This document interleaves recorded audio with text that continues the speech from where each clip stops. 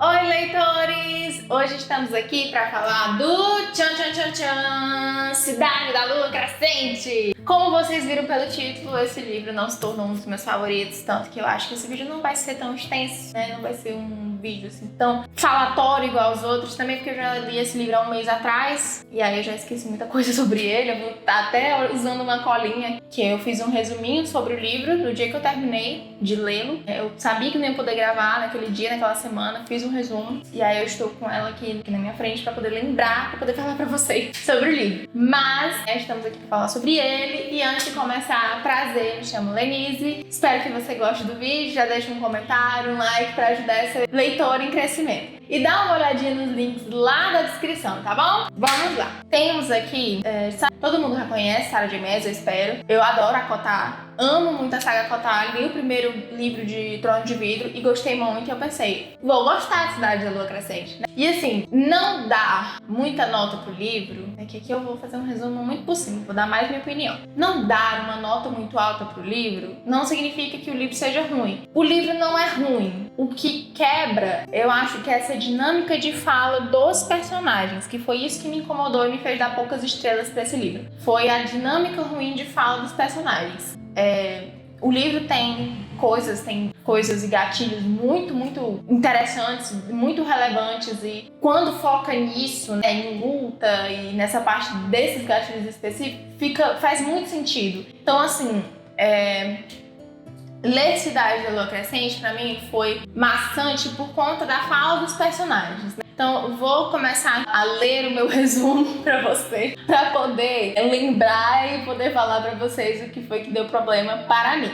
Aqui temos dois personagens, né, principais, entre muitas aspas. A principal é a Bryce Killam, e a gente tem o Hunt Atalar como segundo personagem principal, mas a principal, o livro se passa na visão da... Se eu não me engano, eu não lembro agora se o livro tem duas visões.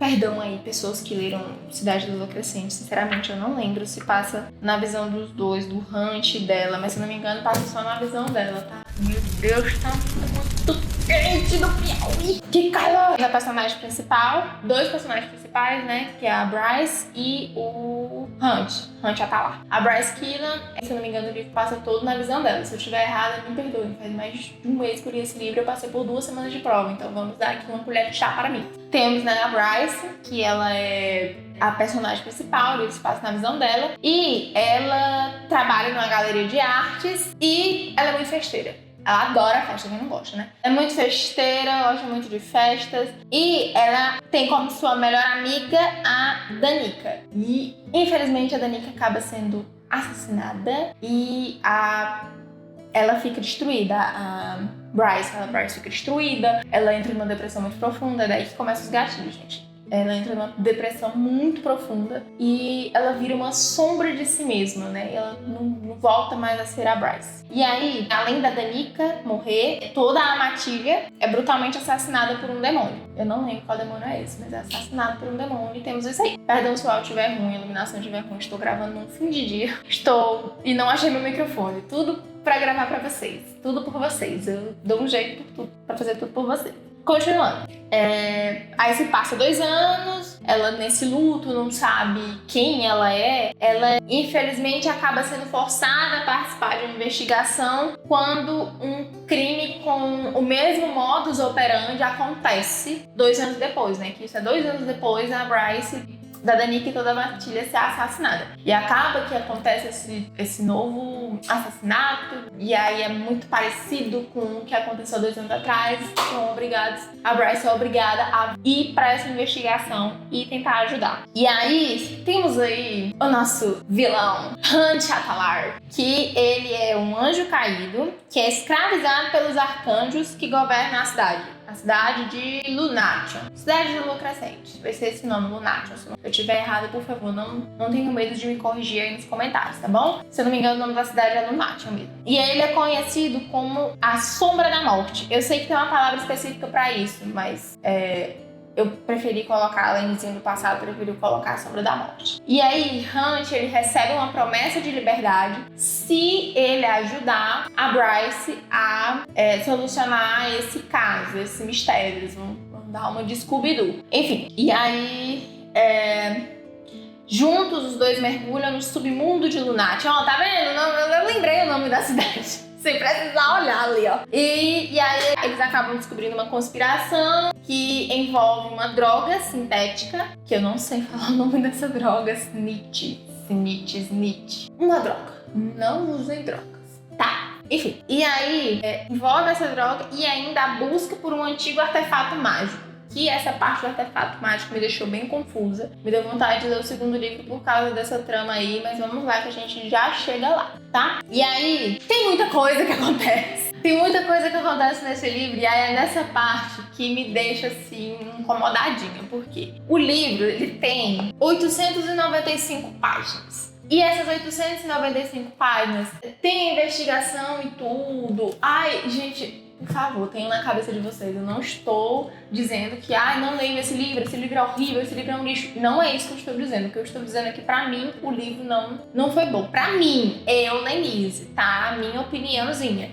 Se você amou o livro, tá tudo bem, não tem problema. É muito bom amar livros, tá bom? Enfim, e aí, pra mim o que deu é que eu não entendi os diálogos desse povo. O povo conversava e eu ficava, meu Deus, eu me senti uma velha. Eu sou uma velha que eu tô esquecendo das coisas. Uma velha sem graça, uma velha chata, aquelas velhas que ficam, que mulher não pode ficar sozinha com homem, não pode ter amiga, mulher não pode ter amigo. Conservadora, eu lembrei a palavra. Eu me senti uma velha conservadora, porque eu vi esse povo conversando e era tanta gíria, tanta coisa que eu não entendi eles conversando. Aí eu ficava assim... Ele fica falando do nada, ele fala da bunda dela, que a bunda dela é gostosa. Depois ela fica, sou babaca, não sei o que, seu filho da puta. E aí tem uma série que eles ficam assistindo, que eles no meio de fadas e fodas. Sinceramente, isso me pegou, porque eu realmente acho que o que me fez dar poucas estrelas pra esse livro foi o não entendimento da fala desses personagens. Eu não entendi as conversas dele. E tá tudo bem, né? Tá tudo bem. Enfim, é um livro que eu quero ler a continuação. Como já falei, não tem problema pessoas terem coisas, opiniões divergentes. Eu tô um pouquinho preocupada de soltar esse vídeo, porque eu sei que muitas pessoas amam Cidade da Lua Crescente. E isso não quer dizer que eu não vá indicar. Eu indico vocês lerem esse livro, mas eu indico vocês lerem sabendo que, pra mim, essa parte dessa fala deles eu não entendi. Ficou como se fosse uma gíria de jovem conversando. Não entendi. E eu sou jovem. Enfim. E aí a gente tem nessa parte explícita de tráfico, tem essa parte explícita de violência, que tem umas lutas, assim, muito loucas. Eu estou tentando não dar muito spoiler, já dando spoilers, tá? Tentando reduzir aqui um pouquinho. Deus, que dislexia. Enfim, e aí, na investigação, rola toda a investigação, eles vão pra longe, tem um monte de coisa relacionada ao pai da Bryce. Se prepara, tá vendo? O livro, ele é bom, o livro é bom e é ruim ao mesmo tempo. Quando chega nessa parte da fala dos personagens, ele é maçante.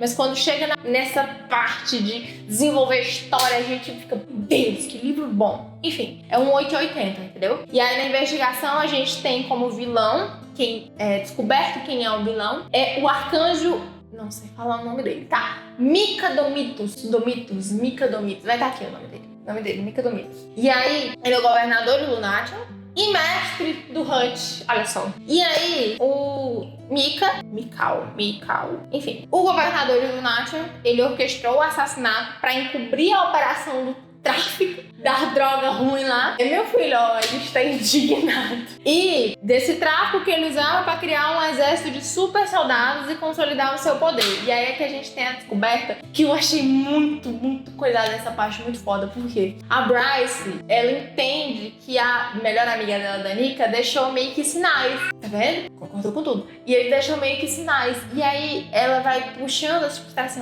vê um negócio do computador, acha um pendrive, acha não sei o que. Sei que no final, o artefato mágico, pelo que eu entendi e pelo que eu lembro, vai estar nas costas da menina lá, da Bryce. Tatuado. Por favor, me corrijam se eu estiver errado, mas foi isso que eu entendi. Eu fiquei, meu Deus. Enfim, e aí a Bryce, nisso tudo, no meio dessa descoberta toda, dessas coisas, ela descobre ser uma descendente de uma linhagem férica antiga e poderosa, que é chamada Os Estelados. Doido, como é que pode? Estreladas. E, tipo, como é que pode? A protagonista, velho, né? O poder do protagonismo. Não estou reclamando, eu adoro essas coisas. Muito bom, essa parte é muito boa. E aí, temos aí a parte boa do livro, né? Alimentada pelo seu poder da amizade, ela consegue meio que, sabe quando as Winx liberam o Enchantix?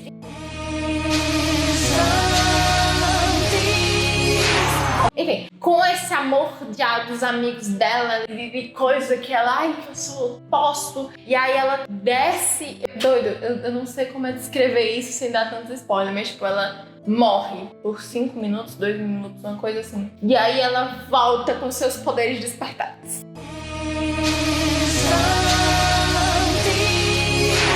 Enfim, ela volta com seus poderes despertados e derrota o governador aí, o Mika. Enfim, ela derrota. Eu não vou falar de política aqui não, deixa quieto. Deixa eu falar pra outra coisa. E aí, tchan, ela salva a cidade. Nossa, Lenise, que resumo horrível. Eu falei que ia falar a minha opinião. Eu não falei que ia fazer resumo, eu falei que ia dar a minha opinião, tá? E assim, eu li esse livro tem mais de um mês, passei por 2 semanas de prova e não vamos julgar a querida eu, né? Não vamos julgar. Descrição, meu Deus, que bonitinho ele, deitadinho ali com a barriguinha assim pra cima pra mamãe fazer carinho. Vem dar um oi pros seus titios do vídeo. Vem. Oi, titio.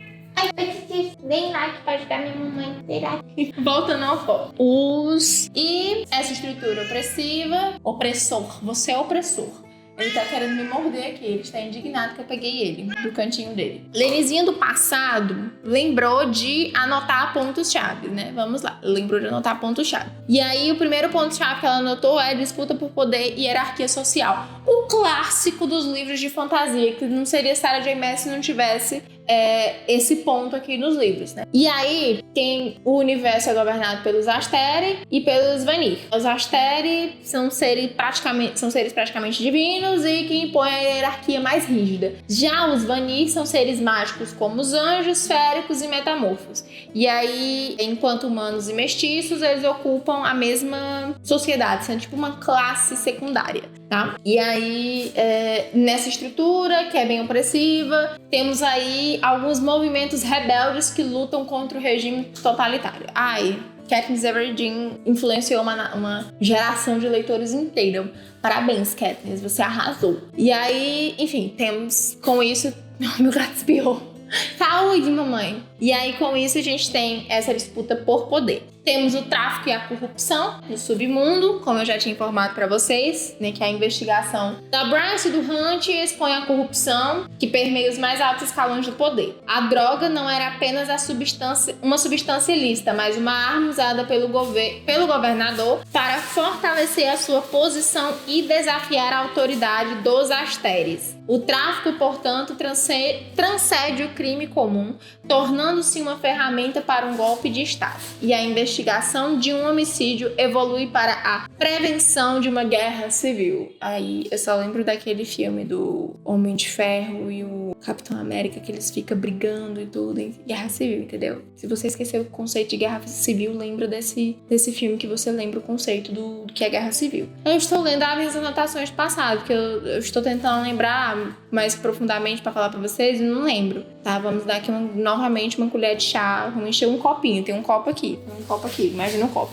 Aí botando outra colher de chá, tá bom? Porque trabalho, estudo e ainda arranjo tempo pra ler. Qual é a sua desculpa? Mentira, meu Deus, não faz isso. Ler deve ser uma válvula de escape. Oi, filho, você tá aqui de novo. E aí, né, novamente a gente volta para aquele ponto do luto. A gente tem o luto muito dolorido da Bryce. A gente tem também, além do luto, é mostrado que ela consegue superar esse luto e viver um momento de felicidade com o reencontro que ela tem com a Bryce lá no mundo dos mortos, basicamente. E como belíssima conclusão que Lenizinha escreveu, deixa eu ler aqui pra vocês, pra me entender e lembrar o que é. Basicamente, Lenizinha do passado escreveu que o livro uma exploração de temas profundos, né? Porque por mais que eu não tenha gostado do livro por conta dessas falas desses personagens, o livro não quer dizer que o livro é ruim. Pra mim, o livro seria melhor se essas falas desses personagens tivessem sido mais bem desenvolvidas.